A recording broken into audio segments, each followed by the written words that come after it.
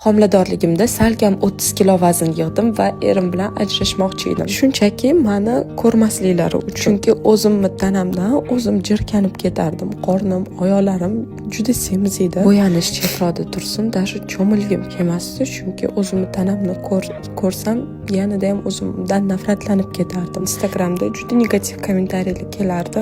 Yoshim haqida, yoshimga mos ko'rinmayotganligim haqida, semirganligim haqida. Ya'ni shu gaplarni ayollar yozardi.